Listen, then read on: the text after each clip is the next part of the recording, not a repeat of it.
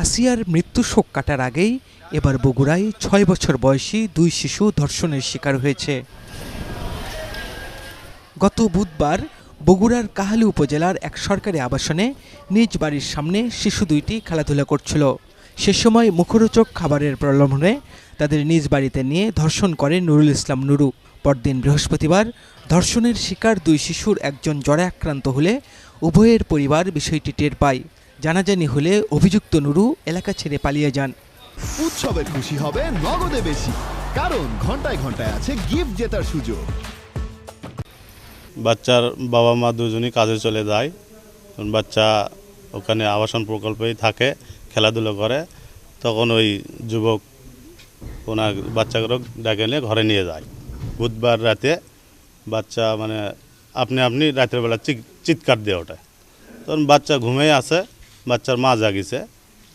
জাগার পর মানে বাচ্চা অটোমেটিকভাবে বলতেছে যে আমাকে এগুলো করোনা ছেড়ে দাও, নাহলে আমি মা কয়ে দেবো, বাবা কয়ে দেবো। তখন ঘুমের মধ্যে এরকম কথা বলতেছে। বলার পর তখন বাচ্চার মা বুঝতে পারছে যে আমার বাচ্চার সাথে কিছু একটা আছে। সন্ধ্যের বেলা ওনার বাবা বলতেছে এরকম ঘটনা। তারপরে আমরা সেখানে গেলাম, যে 10-15 জন একটা হয়ে চিন্তা ভাবনা করল যে আর কি করা যায়। তো তখন যাই হোক 2-4 জন মুরব্বী লোকক বলা হলো, তো বললো যে এটা থানায় অভিযোগ দেয় সর্বোচ্চ বেশি ভালো হবে। তা আমরা সবাই মিলে থানায় অভিযোগ দিল।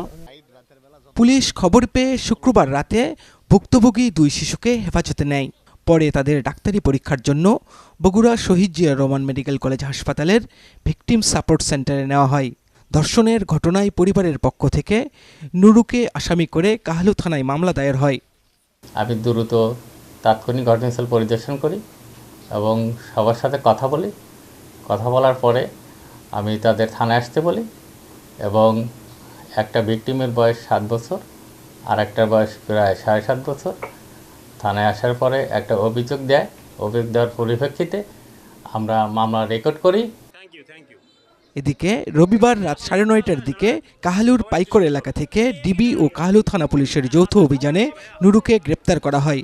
সোমবার বেলা 11টার দিকে পুলিশ নুরুকে আদালতে নিয়ে আসে। মামলার তদন্তকারী কর্মকর্তা নুরুকে জিজ্ঞাসাবাদের জন্য 5 দিনের রিমান্ড আবেদন জানান। আদালত শুনানির পর 2 দিনের রিমান্ড আবেদন মঞ্জুর করেছেন। ফরহাদুজ্জামান শাহী, চ্যানেল 24, বগুড়া।